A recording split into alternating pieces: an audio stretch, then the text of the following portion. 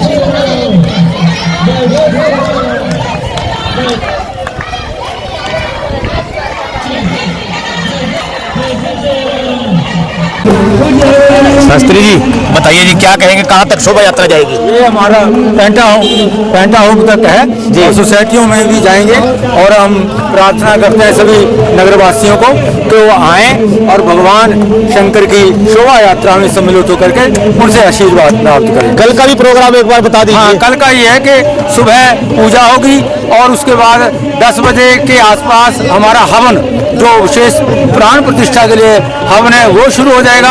हवन के बाद फिर भंडारा है, 1 बजे भंडारा है और उसके बीच में प्राण प्रतिष्ठा जो हमारे 12 मूर्तियां हैं उनकी प्राण प्रतिष्ठा होगी। उसके बाद हमारा भंडारा शुरू होगा और मैं सभी से निवेदन करूंगा, जो आवाज़ सुनते होंगे मेरी, वो सभी इस भंडारे में आए और भगवान का आशीर्वाद प्राप्त करें और भंडारे का भोजन का प्रसाद लें। एक बार सोसाइटी का नाम बता दीजिए। हाँ, Hollywood Heights 1 opposite south city, VIP road, Zirakpur. सबसे पहले तो मैं बधाई देना चाहूँगा हॉलीवुड 1 के सभी रेजिडेंट को, क्योंकि अंदर जो मंदिर में मूर्ति स्थापना होने जा रही है उसी के उपलक्ष्य में आज जो शोभा यात्रा निकल रही है, बड़ी भव्य शोभा यात्रा है। और ये आसपास की जितनी सोसाइटीज़ हैं सब में से होते हुए वापस मंदिर पे आके इसकी जो समाप्ति होगी। सो ऐसे जो है इनिशिएटिव लेते रहना चाहिए सभी को, और जब भी जिस सोसाइटी में मंदिर आ जाता है वहाँ का माहौल जो है वो वैसे ही बहुत शांतमयी और भव्य हो जाता है।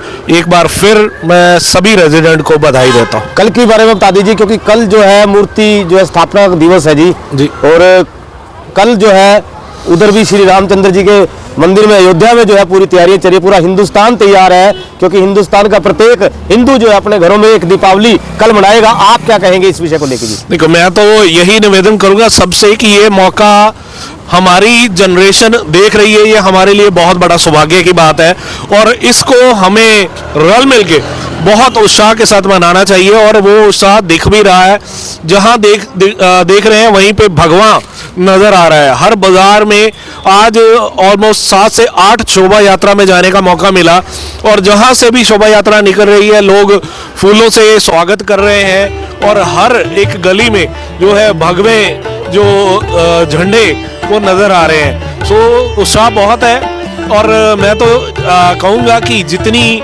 कथा चल रही है बच्चों को भी साथ लेके जाएं, क्योंकि उनको भी जो है वहाँ से संस्कार मिले, और वही संस्कार जो है वो एक लाइफ को डायरेक्शन देते हैं। हम अक्सर सुनते हैं कि जो माँ बाप ने संस्कार दिए होते हैं वही जो है वो काम आते हैं, और ये जो प्रभु श्री राम जी से जो हमें संस्कार मिलेंगे, अगर ऐसी लाइफ सबकी हो जाए तो मैं कहता हूँ यहीं पे स्वर्ग है। Thank you.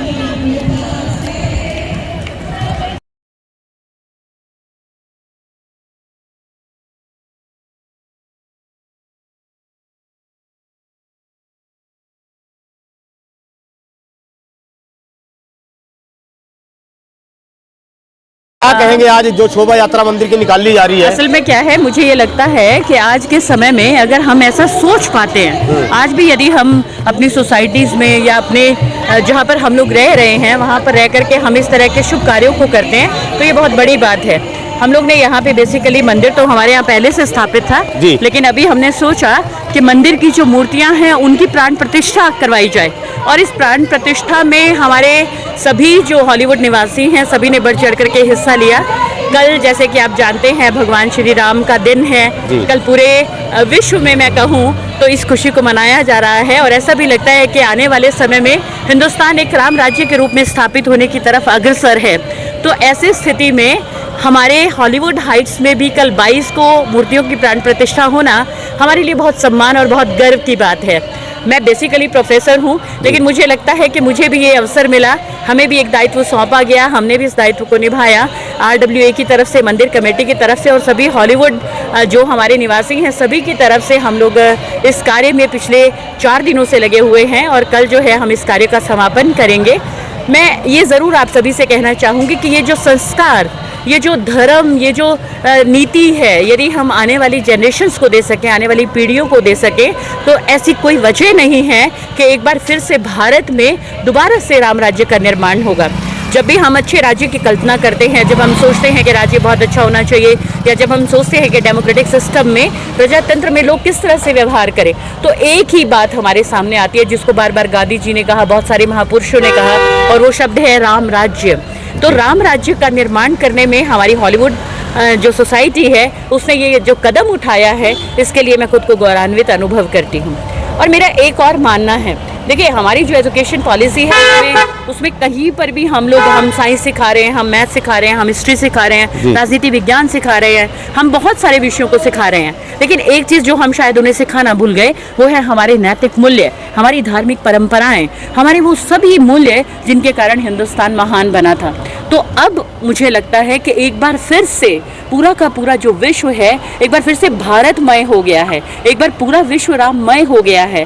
केवल हिंदुस्तान में ही हम लोग इसे सेलिब्रेट नहीं कर रहे हैं कि कल अगर मैं आपसे कहूं कि अयोध्या में जाकर के बहुत सारे हिंदुस्तान के VIPs या बाकी लोग शामिल होंगे, बिल्कुल नहीं। इंग्लैंड के अंदर भी, अमेरिका के अंदर भी, रूस के अंदर भी, जहाँ कहीं भी भारतवंशी हैं वो सभी इस जो त्यौहार है या राम के आगमन को, राम हमेशा हमारी ज़िंदगी में रहे हैं, लेकिन राम के आगमन को हम लोग बहुत ही निष्ठा के साथ निभाने के लिए तत्पर हैं और बहुत खुश हैं।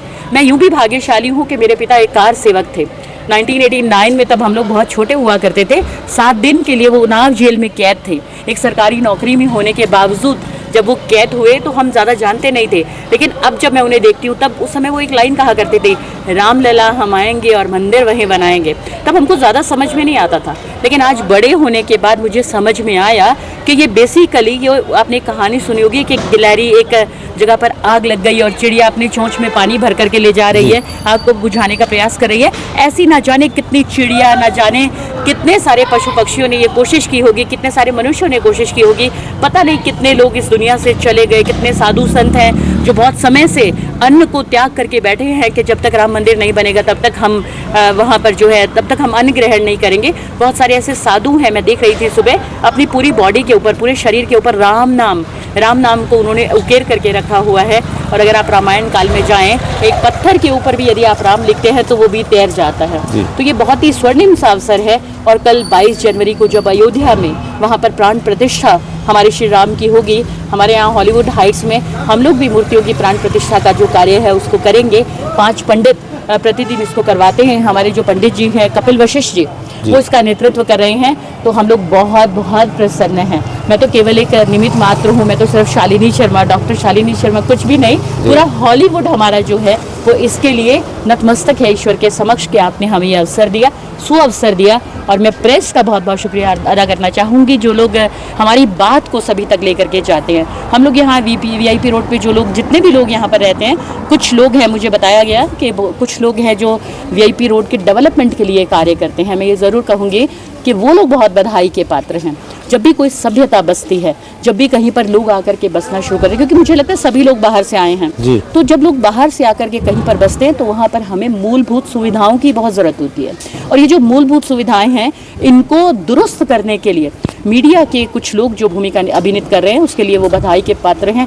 देखिए, बड़ी सीधी सी बात है, मंदिर में जाकर के ईश्वर की प्रार्थना करना एक काम है, और मनुष्य के द्वारा बनाए गए, जो ईश्वर के द्वारा बनाए गए जो मनुष्य हैं, उनकी सेवा करना, क्योंकि नर और नारायण से ही सृष्टि चलती है, ये उससे भी बड़ा काम है। तो मैं बहुत भाग्यशाली हूँ। मैं पतंजलि योग समिति की प्रधान रही हूँ, और उसके बाद मैंने मदद संस्था को भी चलाया, बहुत सारे NGOs में मैंने काम किया। मिनिस्ट्री ऑफ पार्लियामेंट्री अफेयर्स की तरफ से मुझे ग्रुप कोऑर्डिनेटर भी चुना हुआ है। बहुत सारी बातें हैं, लेकिन जिस तरह प्राण प्रतिष्ठा का जो कार्य कल मेरे हाथों से होगा, माँ दुर्गा की प्रतिमा को मैं और मेरे पति हम लोग वहाँ पर स्थापित करेंगे। मेरे लिए ये बहुत ही सुखद अनुभव होगा। मुझे नहीं पता ज़िंदगी में दोबारा ये मौका मिलेगा कि नहीं मिलेगा, और अगर ईश्वर ने चाहा, क्योंकि कोई भी मैं कहानी कथा पढ़ा करती हूँ तो उसमें लिखा होता है कि आप बहुत सारे देवालय बनवाइए, आप ईश्वर की प्रतिमाओं को स्थापित करिए, आप ईश्वर की पूजा करिए।